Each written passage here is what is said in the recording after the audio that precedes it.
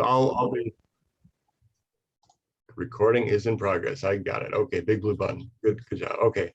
So the nonprofit Reflow supports community water projects in Milwaukee, including a lot of school green infrastructure projects, and also different program areas, including urban agriculture, rainwater harvesting. And the area that I'm responsible for is the Milwaukee Water Stories program. So we have our brand mark of Miranda here, who's our water storyteller guide and introduces these digital resources, including the Milwaukee Community Map. This is just a teaser of where this project has evolved this summer. We're working on imagining aspirational visions of the future of Milwaukee from kind of an aerial view. What could that look like if we get climate change right is sort of like the quick way to suggest that. If you want to share who you are and who you're with in the chat to help people know who's in the room, that would be wonderful. Just helps people to kind of orient who's around. The Milwaukee Community Map has been supported by Wisconsin Coastal Management Program. In the past, we did water stories on Milwaukee's water history, including connecting the work of John Gerda and Milwaukee City Built Up Water into the Milwaukee Community Map in Google Earth. So you have these interactive maps that allow you kind of to interact with the story of Jones Island, for example, or where the Milwaukee River used to have swimming schools, and where the lakefront was filled land that's now become park space, that's public access. So kind of showcasing those through a map and then doing short videos that highlight that really our relationship in space and time. We also did work for the city of Milwaukee on the Water Centric City program, pulling together kind of a visual narrative of that, and with an interactive map. And Brico Fund was really who was able to catalyze this Milwaukee Community Map program a few years ago. So those have all been supporters. The current phase of the Milwaukee Community Map is supported by another Wisconsin Coastal Management grant program. And what we are sort of charged with developing is water stories that touch on climate change, tourism, and public project collaborations in Milwaukee. So that's our overall scope. And within that, the sort of the future visioning became like, well, what we could tell these stories of what's happening right now, but can we connect to where we want to go with this, and what time horizon would be of interest to kind of really motivate, excite, change, and also rally support around some of these projects that have a longer term time horizon to get going. It isn't immediately obvious, like, why are you digging over here? What's the good of that? Well, we're trying to think a bit longer term. And this is a quote I put up here because I think it's usefully provocative. The future's already here. It's just not very evenly distributed. We're kind of, this is potentially a way to kind of summon in community voices to more evenly distribute that future. I won't go through this in detail, but this is a suggestion.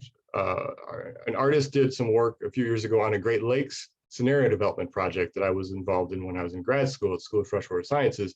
And Andrea Gazzetta, did this amazing work to kind of visualize possible future states for the Great Lakes. So that was in the back of my mind when I thought about, well, can we apply that kind of visioning, even if we're not doing a full-fledged scenario analysis, to Milwaukee, and kind of use the Milwaukee Community Map as this shared venue where lots of different nonprofits, educators, members of the public use this tool in different ways, but we're able to kind of pull it all together to showcase stories that not just one entity could kind of own or showcase on their own. So that's why the Milwaukee Community Map is kind of this gathering space for this kind of visioning. It's not that we're saying what has to happen or what has to be built or doesn't, but we're trying to get different perspectives on what that kind of positive water future could be. And so in that spirit, we went to Carolyn and at UWM Community Design Solutions and invited CDS in on this project to kind of start to put together the renderings, because they're really good at like imagining, taking voices and corralling them into like, what do we actually envision with that? And I'm gonna quit talking very shortly here, but the pivot to CDS is that we identified with CDS 3 different current views using Google Earth of Milwaukee that we said, okay, this is kind of our canvas. Like what do we want to see here in 50 years collectively? This is Milwaukee's confluence. So the Hone Bridge is here, downtown is here, the Milwaukee River, the Menominee River, the KK River. This is the 30th Street corridor. So this is Capitol Drive. This is a rail corridor, and this is 31st Street. And then this is the Kinnickinnic River, winding into the neighborhoods, and then the Jones Island and the South Shore. So these are like our initial conditions for like, this is what Milwaukee looks like from the air now. What might we do with that if we pull together all we know and what partners are working on into the future? And so our ask to you all today in this conversation of, again, about a dozen of us is, in 50 years, what do we want to see here? What do we want to show? What are we moving towards? Whose voice should be invited into this process that would be interested in it, that might want to add ideas or comment on ideas? And then to you all, especially on behalf of your organizations, how might this be useful? How might you want to use this? And so with that, I'm going to go ahead and pivot to Carolyn and Kelly to kind of take this away. And once I get off of there we go. So I think, and with that pivot, we took feedback from the first session in July when we had about 30 people who came and about 25 who actively commented, and they wanted more annotations of like, well, what does this mean? What does this look like? What does this mean at like the human scale? And so you won't be able to read all this on the screen, but this is where we went with that feedback. And then we can share the link so you can see those drafts at greater depth. Now I'm going to pivot to Carolyn and Kelly to kind of walk us through where we've gone in various iterations this summer. Thanks, Michael. So I think it's really good to understand the end product. So the end product will be what Michael just showed. There'll be some annotations. So digitally allows you to zoom in and out, and you can look at a lot of the detail. But our goal is to think visually what's possible and to start a conversation. And so that's already happened, and we're excited about that. People look at this and think 50 years out, what are the challenges we have now? We've kind of said we're not going to think about permitting because that can be challenged. But how do we get people to think about density and water and sustainability differently and start to imagine? So you'll see as we walk through the three different views, a variety of aspects from solar to moving the river, expanding the river, and building on a lot of projects that are already either implemented or in discussion, and that we want to expand upon those. So we're going to walk through each of these and then take feedback. I don't know, Michael, if you want us to walk through all three first. I think it helps for everybody to understand where we're coming from, and then we can back up into each individual view. So Kelly, I will have you kick off this one and walk through some of the main features, and then we can zoom in later to look at some specific elements. Okay, great. Yeah, so for this view, the Confluence view, because it's so close to downtown, because of its location, it's showing a lot of increased development. And like Carolyn said, some of this new development is already being proposed, like by the Reed Street yards, and also the post office kind of remodel, retrofit, but some of it is just perspective, like filling in a lot of the surface parking lots with actual usable space, both development and additional green space. There's also a big emphasis on access and interaction with the water, expanding the river walk, so that it goes all the way around the river here, but also kind of thinking about what that edge looks like, adding some restored wetlands for a more natural, softer edge to the river, an additional public space or recreational space along the river. There's some places for like we're showing kind of connections to the water in terms of like a water park or a pool. Yeah, a lot more green space, including there's unused railroad corridor that we're greening the area around it, but also transforming that corridor into both a bike lane and a route for like electric people mover. Also dropping the 794, transforming that section that cuts through downtown into like a grade level boulevard with additional development and green space around it. Is there anything else, Michael, you want me to point out about this rendering? I know there's a lot going on in it. Yeah, there's a lot going on, and you've done an awesome job in kind of setting the table here. I think we also talked about how the Burnham Canal work that's kind of happening now could be, you know, suggestive of it being even more softened, like you said, the softened edge even further up the Menominee River area. And then I know the work that MMSD is inspiring underneath the interchange now, as far as like green infrastructure under the interchange, was sort of inspirational for like, well, why don't we think about what that could look like in 50 years? So those would just be two other notes I would add. Do you want me to go to corridor? You can go to the corridor. I think the other thing to think about is we went beyond water to think about transportation. And so that's relevant here as well on the corridor plan, thinking about, you know, 35th Street already is being redesigned and to be more sustainable with landscaping, but also changing how we think about transportation over the next 50 years. So there might be more opportunities for biking, for electric vehicles, for additional public transit.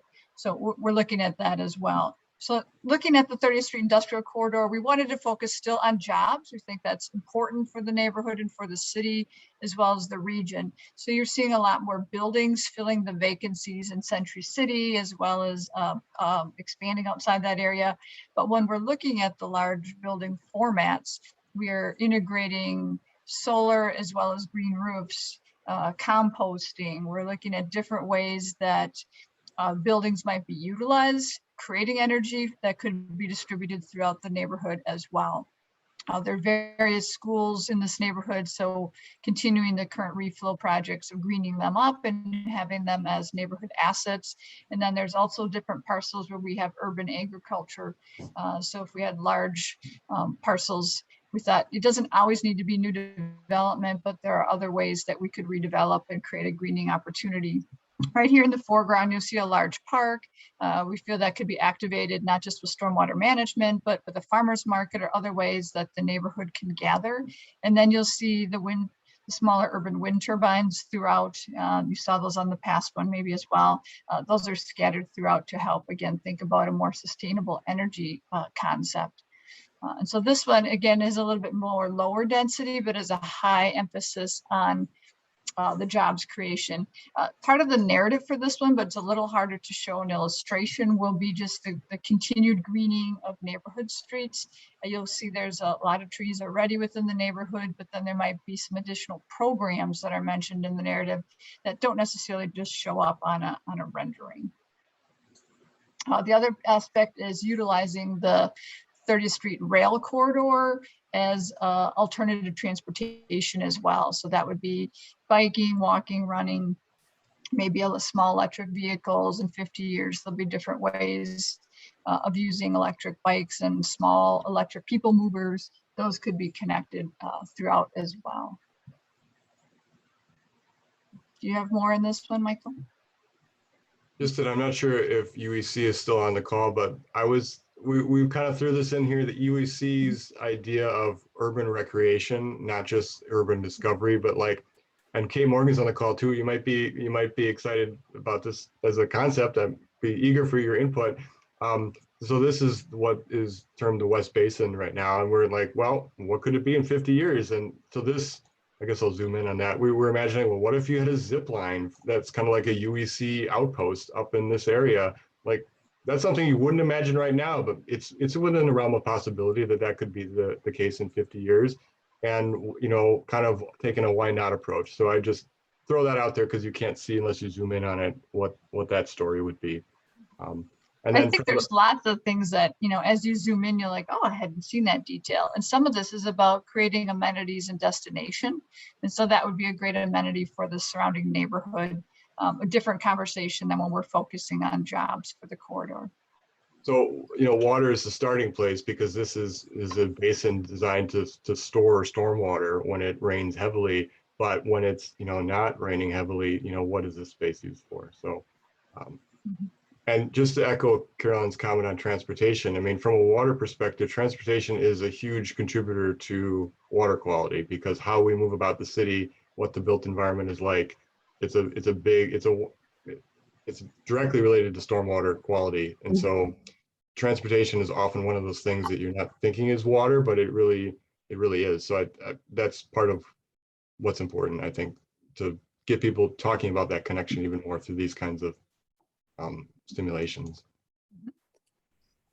And the final view is looking at our coastline and thinking about how this can transform. And so this one's a little further out. So we're looking more big picture items. So starting on the bottom left, you'll see there's discussions right now to improve water quality along the South Shore areas. So the beach is proposed to be moved. We're looking at additional recreation, how people might actually use the water differently, as well as the outer panels that you can walk along, canoe or kayak up to, again, improving water quality as well as habitat, and then the recreation opportunities. We know that there's a lot of discussions on the dredging of the rivers and how that becomes an amenity to use the dredged material in the future. So we're showing additional parks that again can be for bird migration elements as well as walking trails, fishing areas. So there's a lot of opportunity for people to come out and access water if they don't, live on the water or traditionally use the water. These are new opportunities, along with bringing in the cruise ships and the ferry and having Milwaukee as a destination. We've looked at various ways to utilize some of the inner and outer port elements, understanding we still need areas for ships to come in and unload materials. We don't really know entirely how that will transform in the future, but thinking differently about the different kinds of manufacturing and aquaponics and different elements. And then the constructed wetland at Grand Trunk, how different aspects are improving, again, habitat and water quality. Komatsu site is all under construction now. It's really exciting to watch that come out of the ground. That'll include various sustainable elements. The Harbor District is working with the city on extended river walks. So there'll be river walks throughout the entire district and having different elements, sometimes recreation added, as well as different habitat and stormwater elements.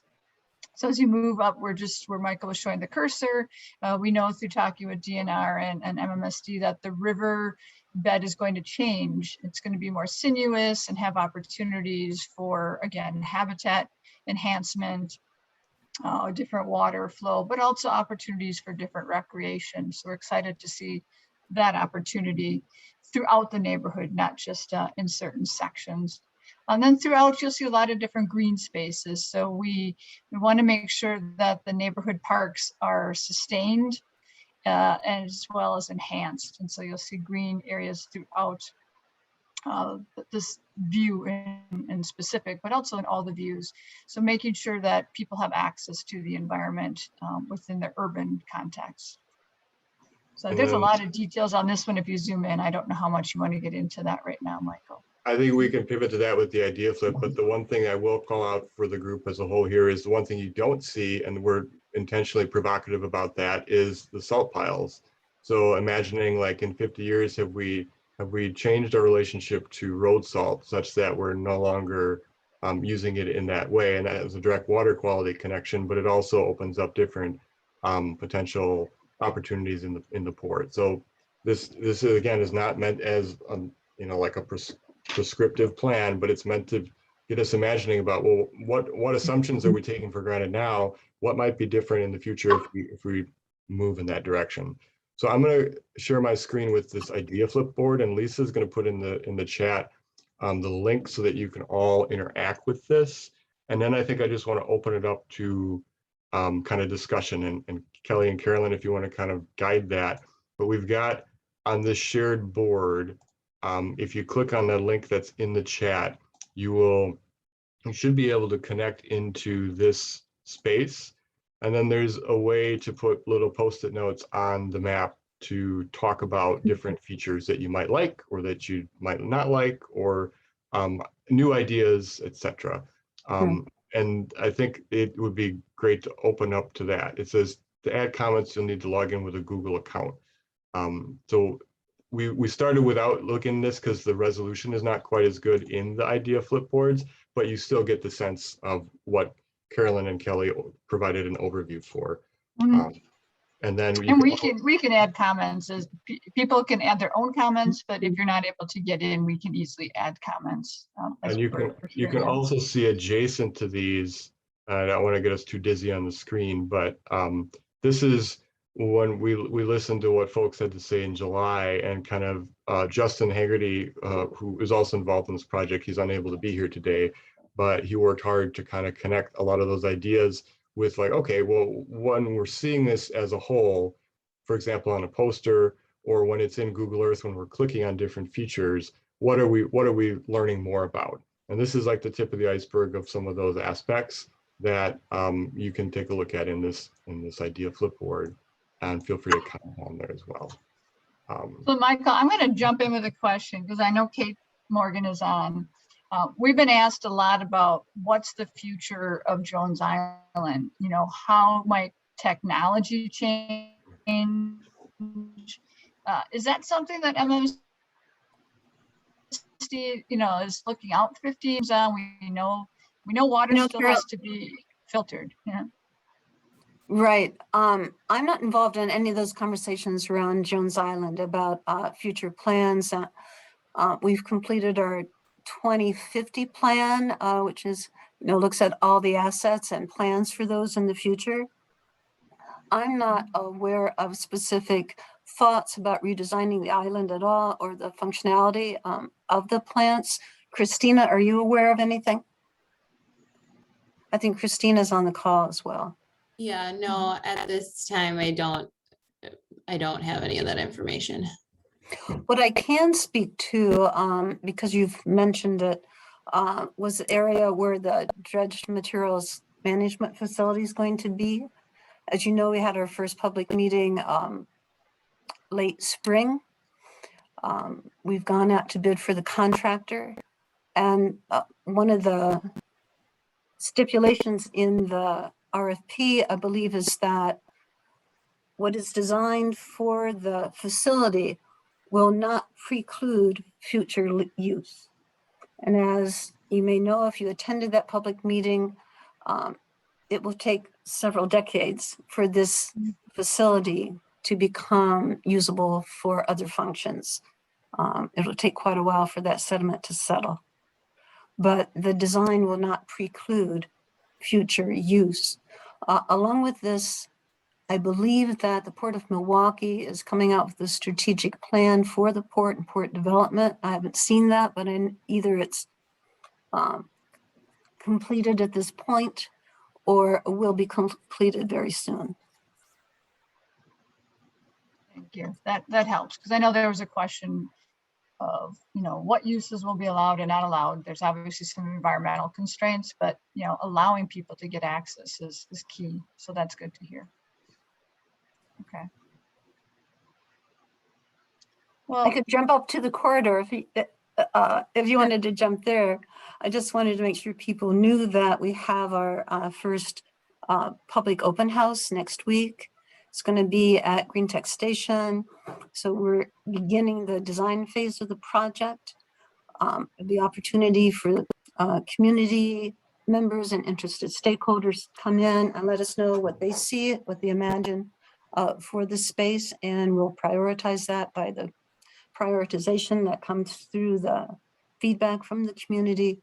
We're looking at many of the elements that you just mentioned when you were looking at the corridor. Some of the possible designs don't really focus the stormwater all in one basin, but kind of distributes it differently through that area. We're looking at, hiking trails, of course, and trails around however the basin is designed, opportunities for community meeting places, whether that's a pavilion, is that community gardens. We've heard a lot of need for playground, both for youth and for older youth. So we'll be incorporating all these thoughts as we move forward with this design of the basin over the next year. And I wanted to also note, in case some of you didn't know about this business development that I found very exciting in Century City. There's a new, a portion of that building has been sold to a business called the 100 Acre Farm. They're starting an acupuncture or acupuncture. I have both in my mind right now. Food growing system in there. And it would be the first of its kind in Wisconsin. And so it's quite exciting to see this entrepreneurial thinking going on up in the basin. They're looking at workforce development as part of that project as well. So again, it's called the 100 Acre Farm. So it's an In which aquaponic system. It's in Century building is City. that, Kate? Which one? Century City, right there. Yeah. It's it's in the northern section. Okay. Mhm. Like I say, it's really Okay, so an there's- exciting development. The owners of this business are really attuned to the community and committed to Milwaukee. And then finally, I'm sure everybody's aware of the Route of the Badger initiative, the 30th Street corridor. As we plan for the basin, we're definitely planning in a way so that should the Route of the Badger come through that the district's property, we're ready and prepared for that. And finally, Milwaukee County is also working on their strategic plan for trails, and we're working with the county to be sure, again, whatever we develop at the basin can serve as a linkage to future projects the county is imagining. I think that's everything. That's awesome. Though. I'm really glad you're on the call because especially with the meeting next Wednesday, it's next Wednesday, right, Kate? The 25th? Yes. Because I It's think at 5:30 to 7 o'clock. people should, I'm going to plan to attend that. I know that if anyone else who's interested in that kind of stuff on this call, it would be a really cool opportunity, both to see Green Tech Station and to really think about the future. We're being, we're taking what we know right now and we're kind of like we're listening to what people are thinking about, but you guys are going to be boots on the ground in terms of making that happen. So I think that's exciting. I think I would just add one more detail to this visioning that I think is critically important. And can you go back to that? You can just see what a divider the railroad is in this area, really separating the eastern and the western side. And what in my imagining, I would love to see some kind of bridging over that railroad. I know it's a really expensive undertaking, but something to unite these two communities who really have so much in common. And it would really create a greater community and greater sense of connection for all and a connection to these assets that are being developed. So some kind of bridging across those railroad tracks. I just want to pause because I see we've had a few new people come in the last kind of 5-10 minutes. If Lisa, you want to put the idea flip chat at the top of the chat list again. So if people want to participate by putting in Post-it notes on these boards to annotate your own ideas, that would be the way to get to this shared space. Right now, I'm sharing my screen of these 3 future potential visions for Milwaukee. So. Michael, can you real quickly open that little stationery tab on the right side, just so people know once you log in, if you would like to add any comments, you can pull any of those Post-it notes, any color works, drag it where you want it to, and then type in directly. And then we can capture some of the comments and discussion as well as we're talking if you don't log in and add your own comments independently. Thank you, Kate, for walking through the MMSD is obviously connected to lots of different areas in all of these views. And we're really glad that you're here. And again, just the commercial for the meeting on the 25th to talk about the actual future of this space. Great, thank you, Michael. I didn't mean to take so much time, so thank you. No, we appreciate that because the point of this is to support one of the points is to support the ongoing efforts that are collaborative, that aren't always easy to see where they're going. And so this is in the spirit of the work you're doing. Okay, great, thank you. While we have the corridor plan up, are there other comments on this particular one? Are there comments about the types of development? is there any light manufacturing 50 years from now you'd like to see? We've addressed composting and access to timber. What don't we know?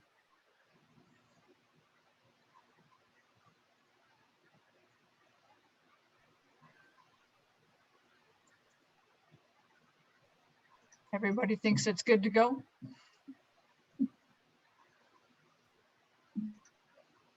I think if there's no other comments on this, then you can move back because there'll be a lot more comments, I think, on coastal and the confluence. I think Margaret had some observations about this one. So I saw she put in the chat. I'm a little behind in the chat, but Margaret Newton had mentioned we would also add that we should consider the past of Jones Island as well. As a material site in relation to the confluence is the sacred gathering space, which industry has conveniently decided to forget. So maybe that's a good conversation starter for this view,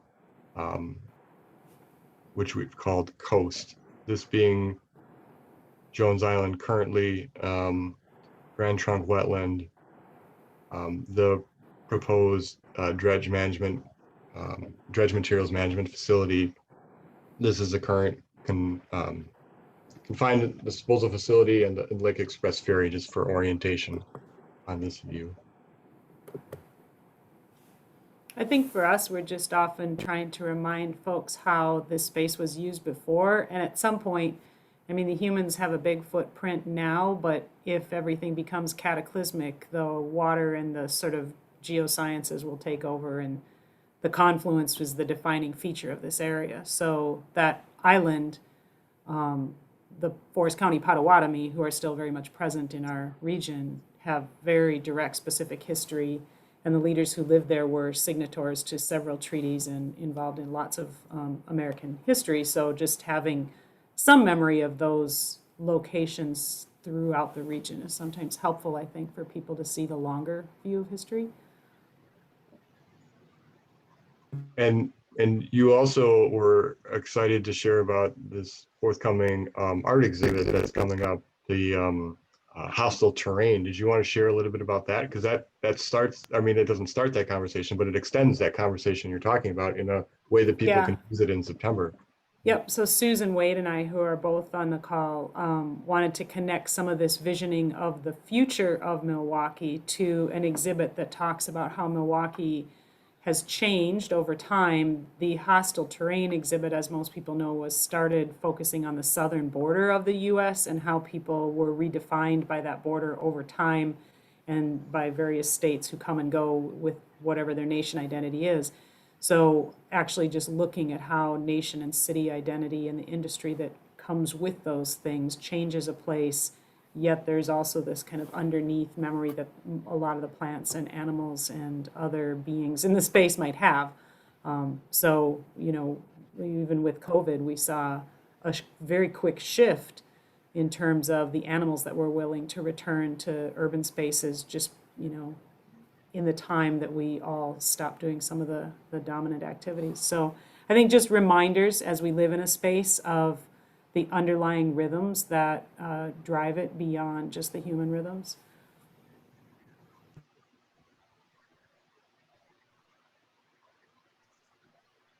I think that's a great point. And the place that it seems to resonate with me is, you know, and the city is already very much aware of this and other entities, but the Grand Trunk Wetland Project, it's a small piece of that, but it's a, you know, a wetland area that's being restored partly to support northern pike fishery, but it's a, you know, it's a seiche wetland, so it's connected with the rhythms of the lake. So when you talked about the rhythms, that made me think about that, because the water goes up and the water in here goes up, and as it comes down, it goes down. So it's connected to the lake in that sense. And the Harbor District is working with a couple of different groups on other installations within Grand Trunk that are educational in terms of the Native American impact on and sort of influence on this area, and then how as you've described, how the changes over time have impacted that. So yeah, EQI is the group that's doing that. We are the ones doing it with Aaron. So yeah, we know about that, and that's really good. I think that's a nice site, because there's just some spaces that, you know, it does not make sense to build in the same way in those spaces. That was why originally, if you look at the village sites that were in this area, they were there for a reason. And the Menominee, Ho-Chunk, and Potawatomi people had been maintaining those spaces. The only mound left is over in Lake Park, but there used to be a system of mounds as well that would sort of recognize the ancient people before, you know, the red ochre and the woodland copper culture people before the current sovereign nations.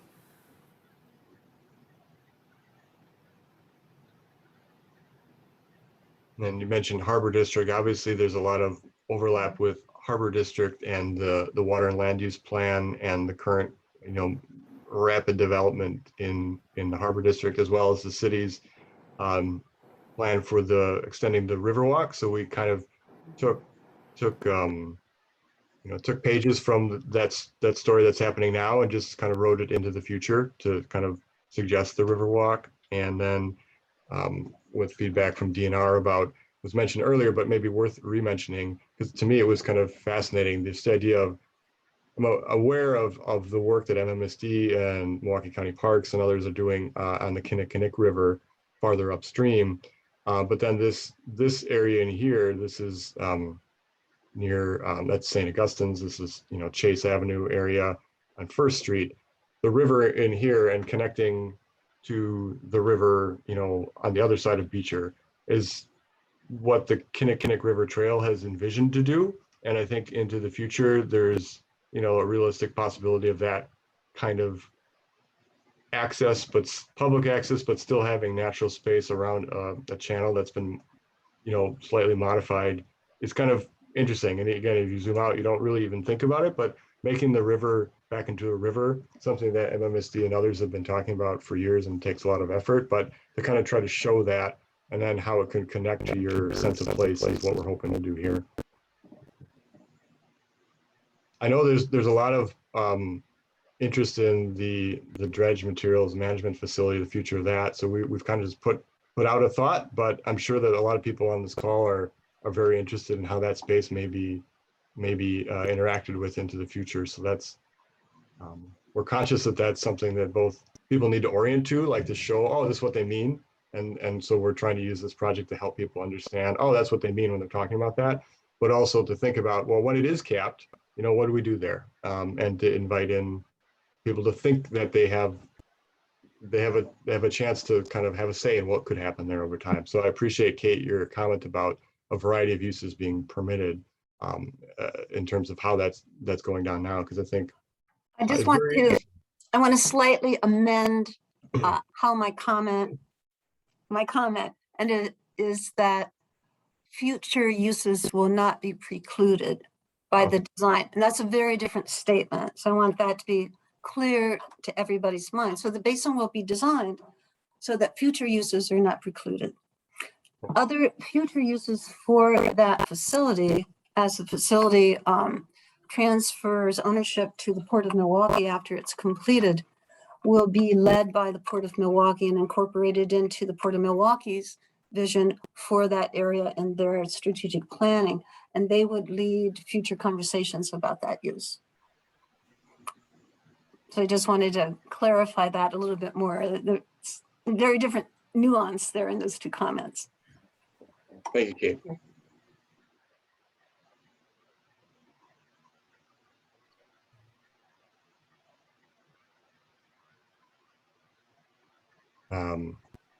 Just for those who may not be aware, I'm sure that some are, but the work that's been going on to sort of relocate South Shore Beach is represented here also to show, like, okay, if they do what they're proposing or talking to now, then what does that look like? And again, at the aerial view, it's not as noticeable to see, but we're trying to represent that, okay, if that's happened, then this is where the beach exists and you have enhanced recreation because it's closer to that gap.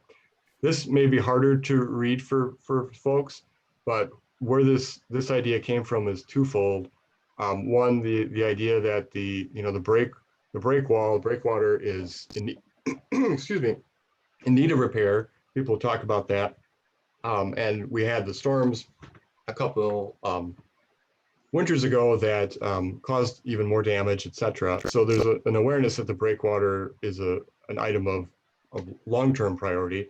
But then in Green Bay, there's a project called the Cat Islands that someone brought up, I think, in the last feedback session. And that's what led to this idea of, I think there was a comment that someone said, could we make this more of a place? Or what could this be if it's like a place? So that led us to kind of look to the idea of the Cat Islands in Green Bay, which is, it would be different than this. It's not a breakwater.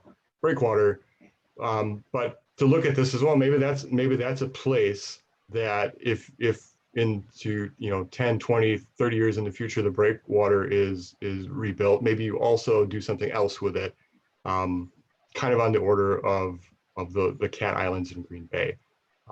So there could be habitat then that's sort of created there. It still functions as a breakwater to minimize the energy transferred to the shore, but maybe it's also a place of some kind. So this is suggestive of that concept, and may not be immediately obvious. Like, what are we looking at when we see this on this picture? I think for the group to understand, also maybe we could move over to the confluence image, is that much of what we're showing is also about improving the water quality. And so therefore we're illustrating all the different ways that people will use the water even more than they currently use it. Right. So we want to make sure that there's a lot of filtering. So there's improved habitat, but there's more opportunity for kayaking, swimming, and being out on the water. And we're moving in the right direction right now, but we think there's opportunity for improvement. So you'll see different development aspects here where, in sort of where you see a bright blue image along the water, there could be a pool adjacent to a development, but there's no reason that you couldn't utilize lake water, river water in this case as well. Like that would be the goal. So we have different ways of filtering water before it moves out. A lot of different environmental treatment aspects, again, that we're starting to see now, but we know will expand significantly over the next 50 years. And there's an example, yes, of the constructed wetland that would improve. So water would flow down the hill and then move down to the water's edge, be filtered, but it also gives people educational opportunities, right? So you can access. So this is an opportunity for different school groups. There's a lot of work in different curriculums where our youth could be educated at an early age and experience it, not just learn about it in the classroom, but come down and actually experience it. So I think there's a lot of opportunities for that. So are there questions or comments about this one? Because as Kelly highlighted, we are increasing the density. We've changed transportation elements. There's a lot of different opportunities here, as you can see throughout. In the lagoon too, I know there were a lot of comments on the last meeting about, improving that aspect as well. So, could there be a connection so that water flow is improved? There's a lot of improvements going on right now, obviously, with the museum changing their parking and adding stormwater elements and features. Mm-hmm.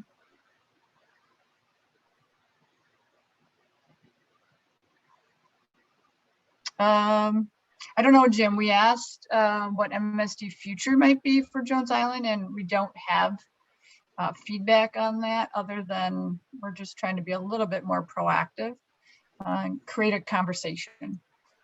So we asked earlier, I know you joined partway through, we asked earlier, and we don't have an answer on that right now. Oh, go ahead, Jim. I just turned on my mic to say hello, everybody. I'm sorry I'm late. I will trust that this is recorded and I can catch up later, but thanks for doing this. Welcome. Thanks for being here. This was a nod to Harbor District renderings of the sewage district. So they had something similar to this. So we thought, well, I'm not sure that that's where that's going, but people have asked about it. So at least from the community perspective, there seems to be interest in that. And so this is spitballing, but this is. We're assuming technology will advance over Right. the next 50 years. How fast? We don't know. So again, if you have comments, you can put it in the chat. last time we just had a lot of feedback on specific elements. And again, this is a little bit more of a broad perspective, but we're trying to touch a lot of different topics. And the idea flip, I believe the link will be active for a while, so you can come in and zoom in and look at different details. Even under Marquette Interchange, as we mentioned, changing the river and activating that. We've looked at that through a series of charrettes and other projects, and we being accessible to the water, but sometimes there's environmental constraints. And we feel that over the next 50 years, some of those constraints can be mitigated and turned into a little bit more of an opportunity.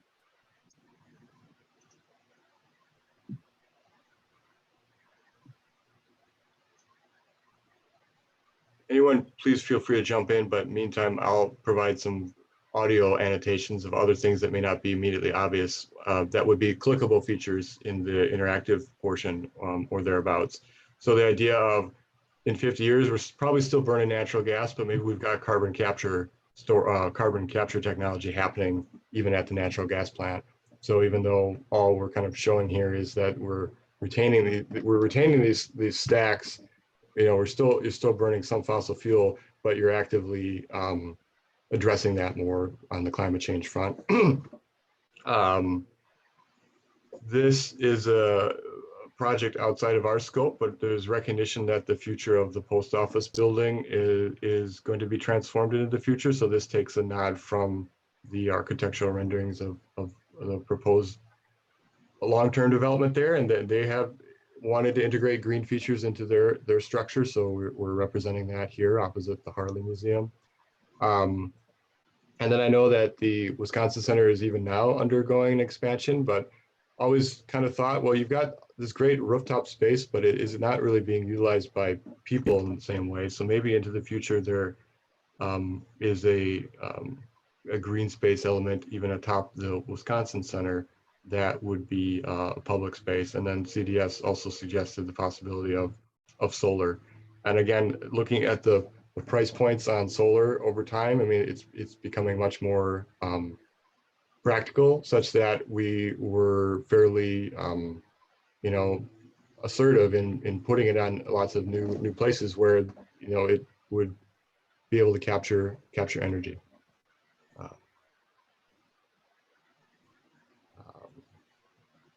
And to Carolyn's point about, you're showing even increased recreation on the water because it has been cleaned even more than it is today. So that's even more of a draw, and that there's kind of like a feedback loop between the commercial use of the waterfront spaces and the fact that it's clean. And we've obviously seen that kind of trend since the North Avenue Dam came out in the late 90s, et cetera, along the Milwaukee River corridor, and sort of just extending that kind of that grammar along even the Riverwalk where it is today, and imagining that is a space where people are going for the water even more than today.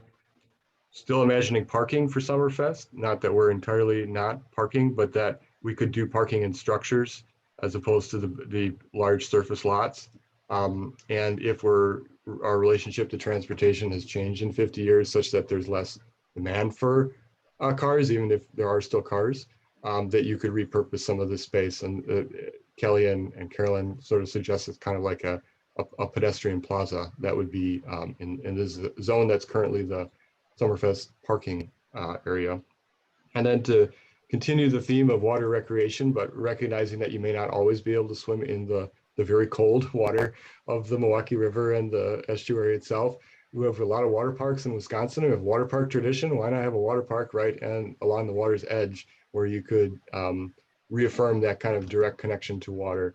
And it's a symbol. It's a signal of what could be, as opposed to we must have a water park here. But that could be something that reaffirms Milwaukee's relationship to water. That came out of the comments of people wanting to swim in the river. We had people in the last session talked about we want swimming. We want to be swimming. It's really cold sometimes. You're not always going to be swimming in the river, but if we could affirm that in some way, that's where this is flowing from.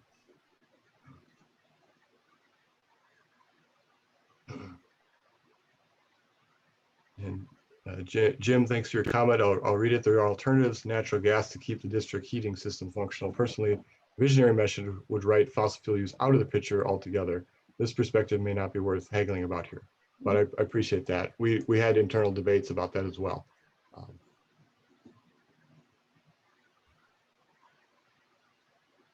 So Michael, do you want to explain the next steps? I mean, you know, they might have additional comments later, but where this is moving in the timeline? Yeah, where this is moving is we'd still love to get your feedback either on whole or particular. So if not chiming in now, either verbally or in the chat, then you can send a direct message to me. We'll also send out a link to the folks who are on this call. So you can see these draft PDFs and have them on your own screen and maybe, you know, look at them a little bit more clear-eyed at your own time. And feel free to let me know direct connections there. I'd also appreciate if you feel like there's people who should be involved in this conversation that you would like to connect us to, that I'd love to connect with folks who aren't on this call, that you may have a connection to that you think, oh, they really ought to see this, get them in touch with Michael in short order. Our next steps are that Carolyn and Kelly are going to be incorporating you know, another round of revision into these. And then after Labor Day, we're intending to have these sort of poster versions live and shared publicly. And then I'll be integrating the visuals into the Milwaukee Community Map and Google Earth so that the interactive element where you're zooming in and you're clicking on things to learn more about the existing collaborations that could be leading us to these kinds of outcomes will be integrated into the Milwaukee Community Map after Labor Day. So we've got August yet for folks to share thoughts, and then we're really looking forward to being able to put these out into the world so people can use them. And Margaret, I know that you had invited us to share one of these for the exhibit, so there will be at least the draft version of this coastal image available for viewing at the gallery. Margaret, did you want to chime in on that if you're still on the call? Yeah, I am. It's good timing because I actually have to go to another meeting at 11. But yeah, we really appreciate being able to include this because the hostile terrain exhibit was, like I said, originally started to get people to think about the way borders have shifted over time in the Southwest in particular. But by bringing it up here, they wanted to think about the borders that were important here. And I think all of what you're describing about this coastline, what is city and what is water and what is shore and how do we view this space, is really critical. So it's nice that because we are talking about the water, the confluence, and the history of Milwaukee, when the hostile terrain exhibit is at the Mathis Gallery this fall, it will be, the center main exhibit will be a couple of maps that focus on the lake and the shoreline here in Milwaukee. And so this will be the future vision. We have one map that shows how we might have all been standing in France if New France had stayed New France. And we've got a map that also shows where the villages were located around the confluence. So it'll just help people think through our presence in this space over time. And we appreciated the opportunity to share and invite people to do more thinking because we can have QR codes. There's ways that we're going to try and follow up and really just get people to situate themselves in the space. Thanks, Margaret. And then in the last minute before 11, that's also part of our aim is to, to share this with young audiences through the Green Schools Consortium of Milwaukee to get them thinking, to get them talking, to provide provocative questions for people about their relationship to this, city and waterscape over time. So it's not I mean, I see the note in the chat. So Susan Wade, who's also on the call with me, we're working on getting a really good link to the page. Let me share with you. I apologize. I'm not always good at typing and and talking at the same time. So I will put a link in here now that if anybody wants to look at it, you can all go to this. This is a link to a page that we've created so far, and what it has now is one of the historical maps, so you can actually, any of you on this call right now can see this, and what it is a memory in the 1830s, or in the 1930s of what was here in the 1830s. So as, recently as the 1830s, you would see the village sites. Margaret, did you hit return? Because we're not seeing it in the chat. I did, so it should show. Did it pop in there? Is anybody else seeing it? No. No, we Margaret, don't. you responded to me directly instead of to That's what it everyone. is. Great, thank you, Kate. Okay, so let me do that where I shift it, because this, I think people that are teachers on here will want to see this. I mean, the other thing, I can't share a screen right now, so you can all just go to it and find it yourself.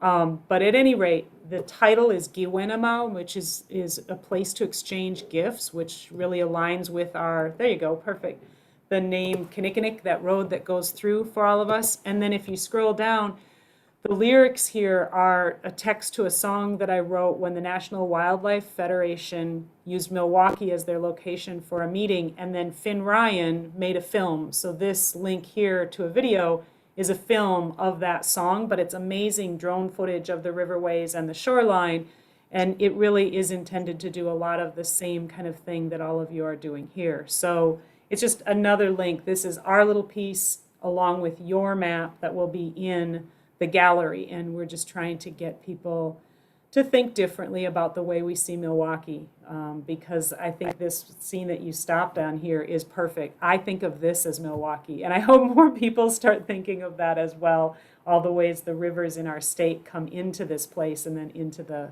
big lake. So yeah, like I said, I will duck out to go to a few other things now, but Susan might be able to stay, and we're happy to take other questions if people want to partner in terms of education or maps, because we just, we really love the project and want to help with the effort to shift the thinking. We appreciate that. And I'm mindful of time, so if people need to check out, please, this is a great time to feel free to check out, but then follow up with me by email later would be great. If anyone does want to stay, you're welcome to stay and keep conversing. Feel free to just jump in.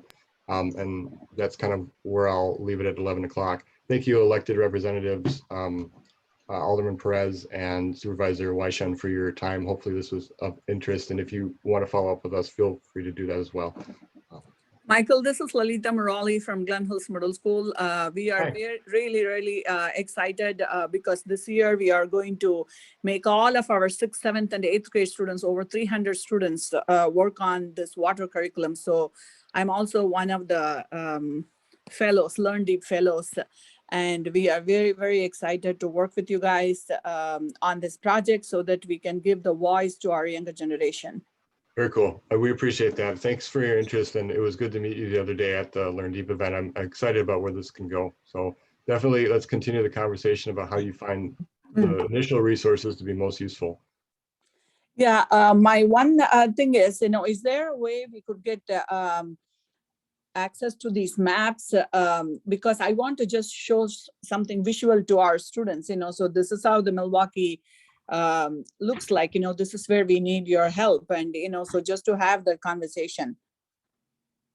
Yeah, so something to hang in our classrooms so that kids can always see, and well, we have the drafts right now. In terms of physical printing, that's great to know that you're interested in that. That's something we should probably follow up on to see what format would be easiest, and maybe other Reflow colleagues will have some ideas about how that could go. Right now we're thinking digitally, but if there's a great interest in printed versions, that's something we could explore. The one right now that would be easily accessible for them would be the Milwaukee Community Map through the browser, where you can see like a lot of those maps. You could print them if you wanted, but if we wanted to talk about printing a specialized one, I'm taking note of that, because that's cool that you're interested in that. We should talk about how big and what your hopes for that would be.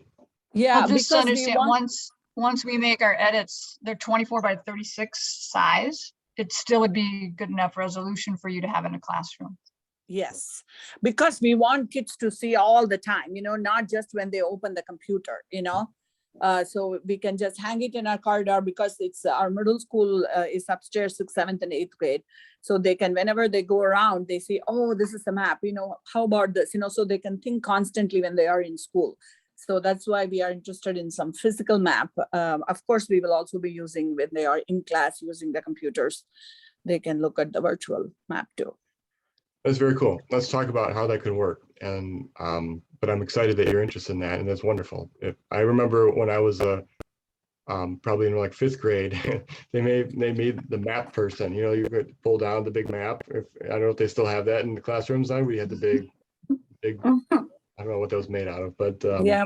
and then the whole idea of like, anyway, just bring me back memory lane there. So the idea of it physically being present is awesome.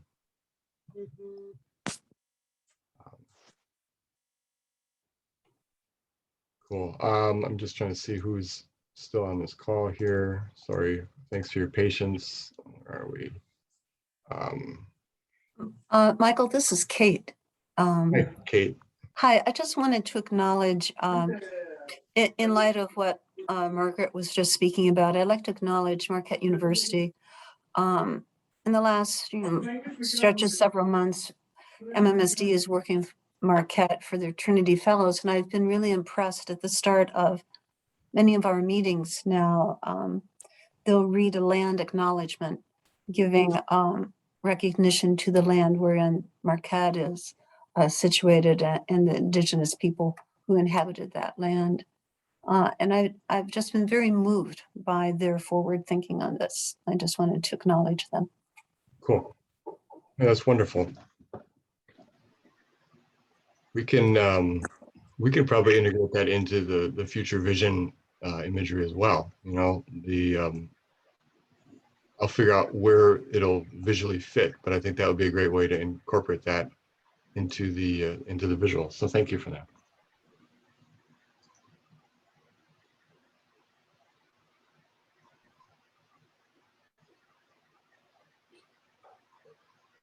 Awesome. Well, I appreciate everyone who was on the call. If you do have other questions, this would be a great time to chime in. Otherwise, I know our team needs to do a little debrief about some of our short-term next steps. Supervisor Weishen, did you want to jump in with anything? Hopefully this has been interesting. Right. This has been very interesting. I hope that we can incorporate our county parks into the system and the protection of the waterways. And also the only question I had just off the top of my head was how to make some of the rivers more navigable for boat traffic, because we do have a lot of road bridges that go over that are at a height that aren't really allowable for a lot of boat traffic, kind of things like that. So if there is some standard we should be looking at for height above the water, that would provide more access for people when we do reconstruct those bridges, that we do it in a manner that promotes access to the water so people can boat up and down those rivers. Because it seems like if you want to create that access, having a low bridge can be a little intimidating Sure. to people.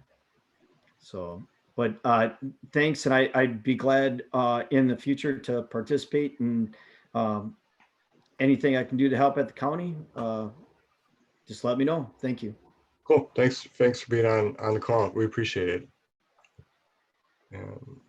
And Brennan, I see you joined a little bit later, but I know you had the benefit of being at the first one, so you're sort of up to speed on the overall project, and maybe you're just curious about kind of the updated imagery. If there's anything that you wanted to jump in on. Can you move to the coast one? Because I know that was one area that he spoke a lot about in my group previously, how we changed the river and up above the sinuous thing. Brandon, is this what, if he's able to chime in, is this reflective of future? Yeah, I can see what you're showing here.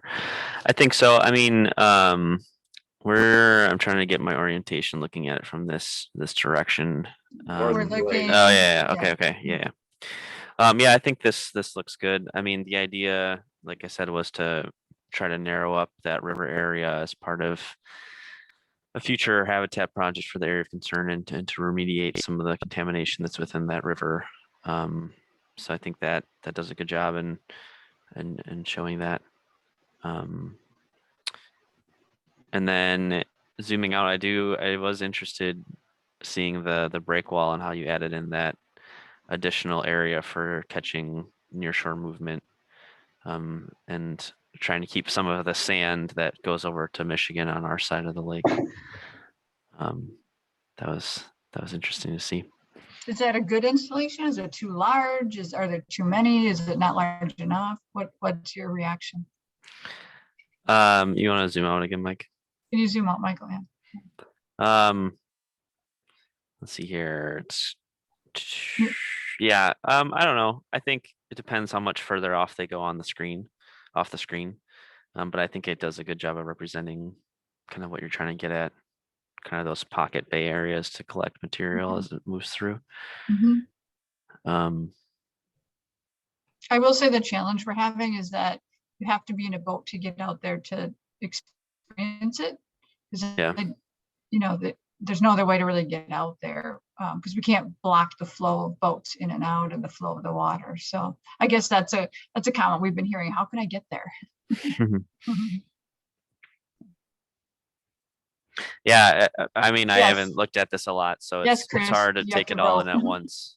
But yeah, it looks pretty good. Thank you. Well, we appreciate that, Brennan. And I see, Dennis, did you want to chime in on anything? I see you're still about. I appreciate you being on the call. It's good to see you. No, but thank you. Cool. And Jim Wasley says, does the water taxi idea still live? I hope so. I think one of the challenges was how far we're zoomed out to show the kinds of boats that would really be making a lot of use of these spaces. And so I know Kelly's probably had enough of me talking about putting in more kayaks and things, but the water taxis I know was exciting. That idea I think we can get in a clickable call out. So I appreciate that. Well, you could have a taxi station on the breakwater if you wanted to then.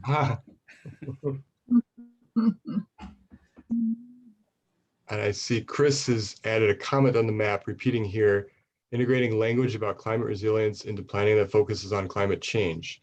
UC is eager to reframe in ways that help people see the relevance of resilience programming. Some of you are already involved in these conversations. So that sounds good. Do you want to direct me to which board that comment is on so I can see where we're physically? Here we go. You're just about on it there. It's the green, yeah, the blue one. So just thinking about how climate change, especially when you're looking at, changing water levels, and it becomes daunting, overwhelming, anxiety causing. And I think there's a really good way to frame this as we're building resilience for the future. We're thinking about possible changes. It kind of goes back to Kate's comment about how you talk about what these projections and plans mean. It doesn't lock us into anything, but it shows the potential of looking ahead and thinking ahead and being a little more flexible so that we can be resilient. Cool. I appreciate that. Yeah, thank you. Yeah, it's important to clarify. There's a narrative that comes with this as well. So I think for you, Michael, it's when is there an active button I click on, and when is there, an extensive narrative that comes with it? Yeah. Jim, do you have your hand up again, or is that from before? Are you just waving at us?